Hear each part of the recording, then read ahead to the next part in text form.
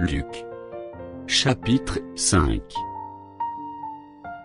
Comme Jésus se trouvait auprès du lac de Génézareth, et que la foule se pressait autour de lui pour entendre la parole de Dieu, il vit au bord du lac 2 barques, d'où les pêcheurs étaient descendus pour laver leurs filets. Il monta dans l'une de ces barques, qui était à Simon, et il le pria de s'éloigner un peu de terre. Puis il s'assit, et de la barque il enseignait la foule.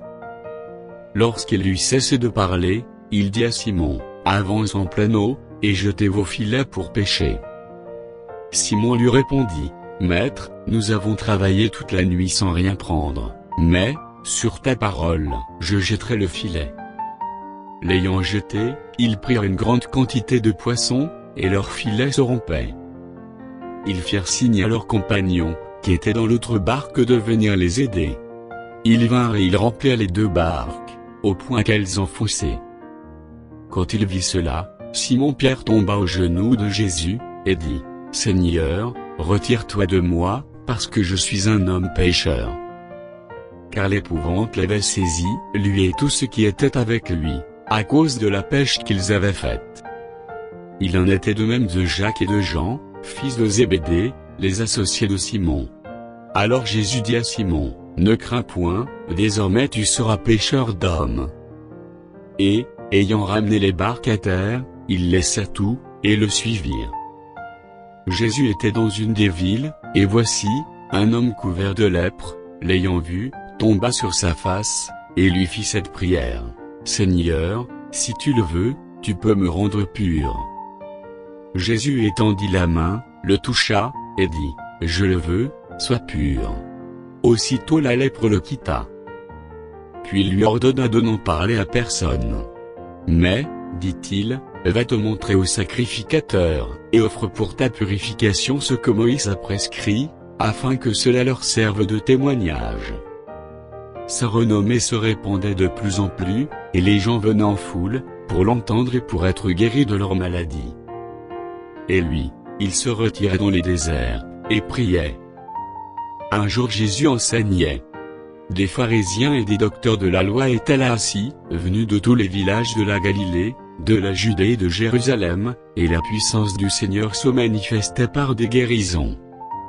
Et voici, des gens, portant sur un lit un homme, qui était paralytique, cherchaient à le faire entrer et à le placer sous ses regards.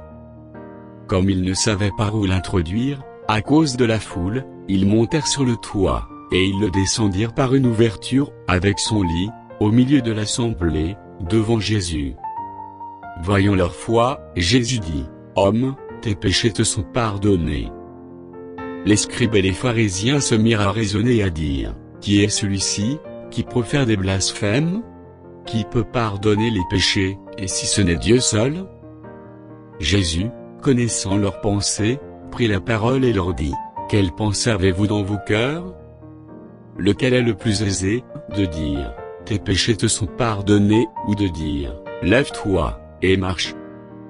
Or, afin que vous sachiez que le Fils de l'homme a sur la terre le pouvoir de pardonner les péchés, je te l'ordonne, dit-il au paralytique, « Lève-toi, prends ton lit, et va dans ta maison. » Et, à l'instant, il se leva en leur présence, prit le lit sur lequel il était couché, et s'en alla dans sa maison, glorifiant Dieu.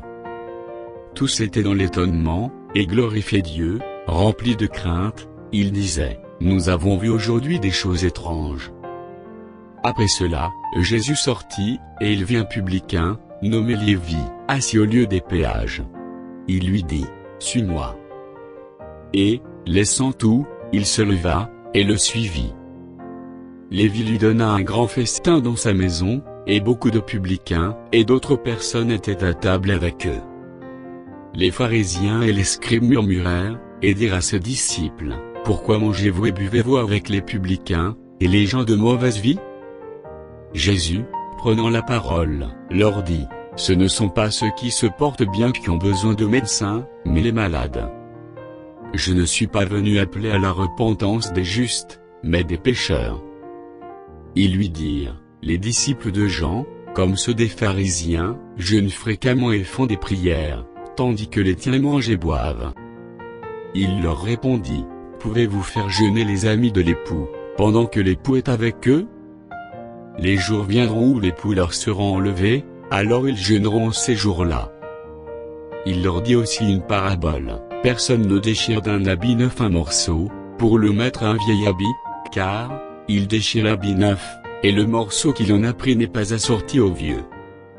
Et personne ne met du vin nouveau dans de vieilles outres, autrement, le vin nouveau fait rompre les outres, il se répand, et les outres sont perdues. Mais il faut mettre le vin nouveau dans des outres neuves. Et personne, après avoir bu du vin vieux, ne veut de nouveau, car il dit, le vieux est bon.